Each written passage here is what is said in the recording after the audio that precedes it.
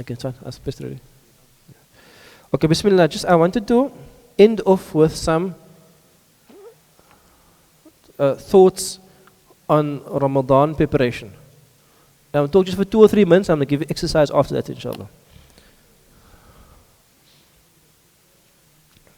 I don't know if you sometimes watch these personal development videos or read these books or whatever, how to become a better person and how to become a millionaire and all this stuff. Anyway, if you read a lot of those things, I think all of those teachings can be summarized in 3 points. Which teachings? Teachings on personal development, on improving yourself, finding personal success, becoming a better person, all that million titles. 3 main things. The first thing is what? The first thing is you are in this place now, at this time now. What is the vision for yourself? Next year, a few years, 10 years time. What is your personal vision for yourself? That personal vision can be like exterior goals. What I mean by exterior goals? They can be like financial goals. They can be physical health goals. They can be intellectual goals. They can be relationship goals. So those can be external goals. You say to yourself, I want to have so much money and so many kids and such a house and so fit and, external goals, which is fine. Or they can be like value goals.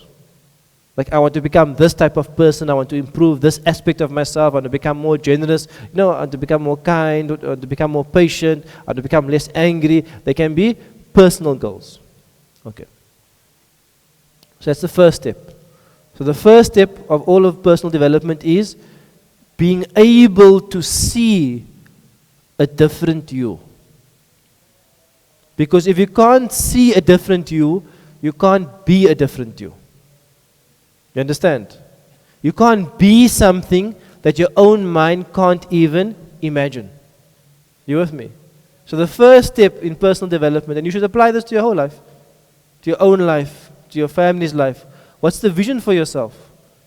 What's the vision for your spirituality? What's the vision for your health? What's the vision for your family? What's the vision for your relationship? What's the vision for your kids? You have to have a plan. In Islam, we just call the plan what? We call the plan niyyah. That's all it is. We call it niyyah. I have a niyyah for my life, a niyyah for my family, a niyyah for my actions, a niyyah for my spending. We have called niyyah. It's a vision. That's the first thing. That's a big part of, that's the starting point. What's the second point? The second point is a lot of the works, they make you believe that you can become that. Because it's easy to put on a paper, I want to have so much money and so fit and da.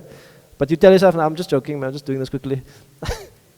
I'm just doing this, a compliance exercise.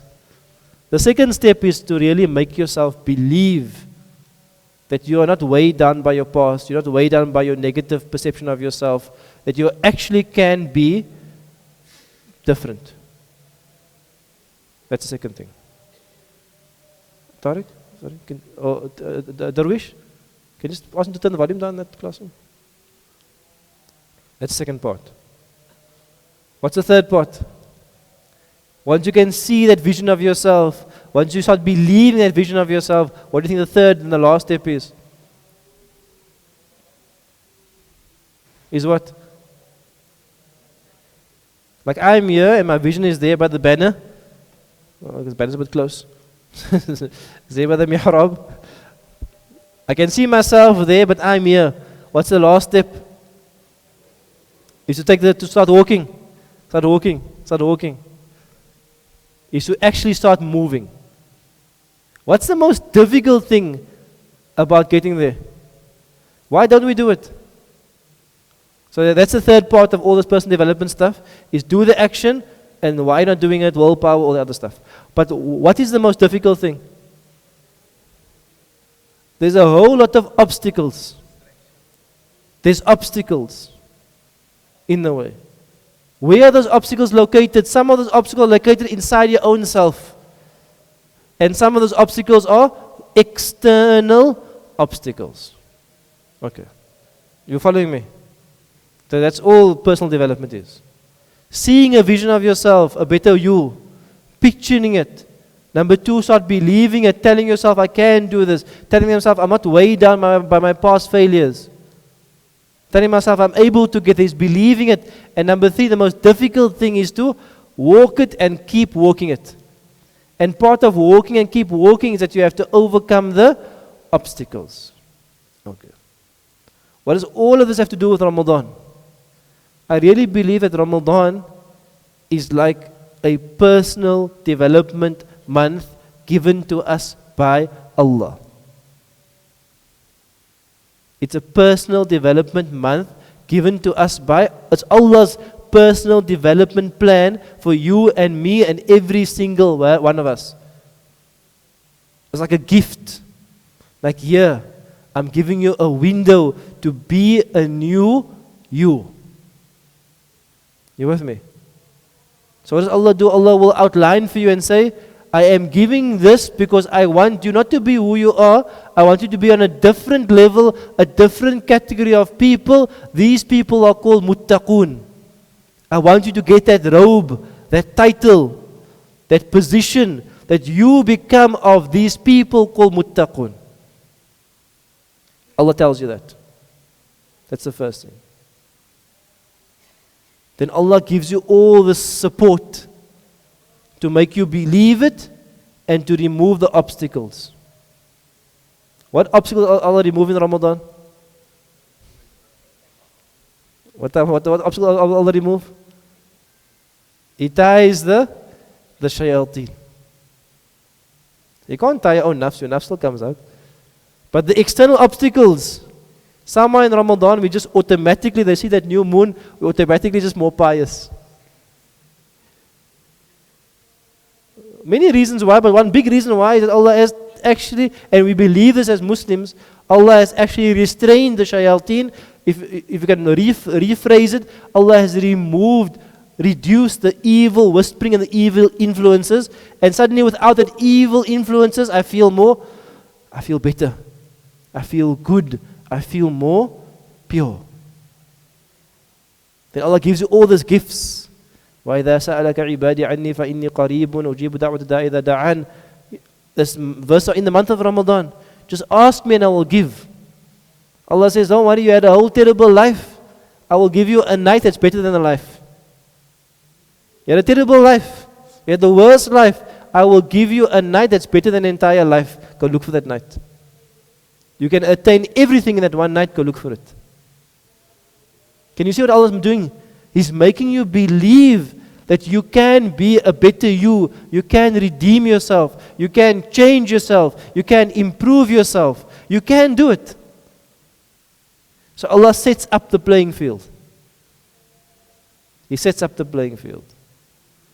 And He gives you also, I know you're very lazy. I'll tell you what you're going to do.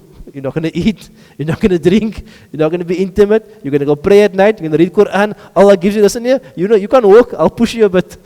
Start walking. Allah actually literally pushes you and says, start walking. You haven't read Quran the whole year. Come open. You haven't prayed extra prayer the whole year. Come pray.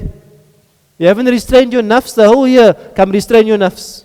Allah literally pushes you towards your destination. It's an amazing thing Allah does. He makes you believe you a better you. He makes you see you a better you. He removes the obstacles from the path and He pushes you along the path and tells you to walk that path. It's amazing. And guess what? All of us, insha'Allah, we feel it. You all just feel different. You can't feel it now, but just wait next week. Yes, you may be hungry, you may be tired, but you find some sweetness in there. You may have a headache the first few days, you have caffeine withdrawal. But trust me, you're going to find some sweetness in Ramadan that you won't find somewhere else. Okay. Last thing. Because Allah has set up the playing field, and Allah has pushed you along, and Allah has removed the obstacles, what this month presents for you is profound opportunity.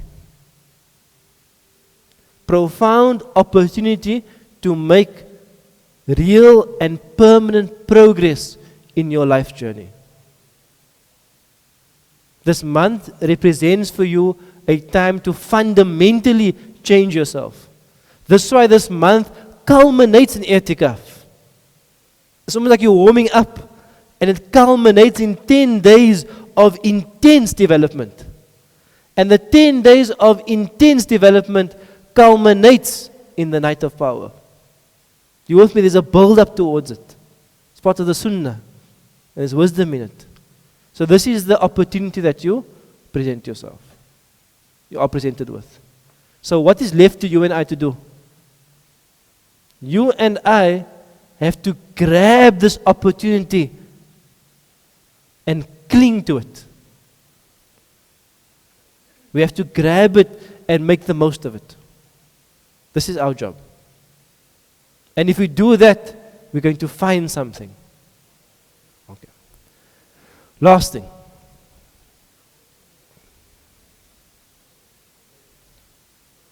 Walking that path is difficult.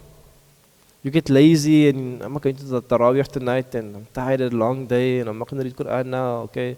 I was going to make a khatam, but okay, half is enough for this month. I'll make other half in Shawwal. You know how it goes. You start off with a high. You come to the mosque on the first night, you can't find space. Come on the 7th night, it's like 4 rows.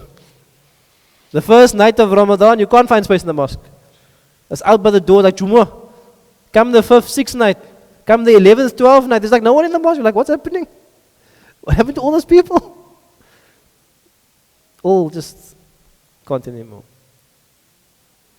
And that's a sign of us not taking the opportunity. It's a sign of us turning our back to the opportunity. What we have to do is you have to set yourself your Ramadan goals. Like for this Ramadan, my goals are 1, 2, 3, 4, 5. I'm going to hold myself accountable. I'm going to intend this before Allah. This is my plan. You, Allah, you help me. This is what that takes. And no matter what happened yesterday or last week or you didn't prepare, don't worry about that. When Ramadan starts, you just go for it like a race. You just get into gear and you go for it. So your homework and your own spiritual homework between you and Allah is I want all of you, and I tell myself also to do this, is you have to write down your Ramadan plan. You have to write down your goals and look at that sheet and say, I commit to the sheet. And if you fall down 1 or 2 days, you pick yourself up and you carry on. Make that promise to yourself that this Ramadan, this is what I'm going to do. And it's personal. It's between you and Allah. It's a personal journey. So this morning they handed out, can you take out the sheet quickly? They handed out this morning for you a Ramadan goal sheet. Can I just borrow yours 1 second? Your goal sheet. Your homework is to take this goal sheet before they sight the moon. Was it tonight, no? They're sighting tonight. We'll see maybe. I don't know. Anyway. First one is Quran goals. Write down your Quran goals. Whatever manageable for you. Maybe you a juz a day, you're able to. Maybe you're only able to do a quarter juz a day. Maybe you're able to do a page a day. Maybe you're still learning to read, whatever. But write down your daily Quran goals. Maybe you want to memorize 1 surah. You want to revise your Surah Mulk.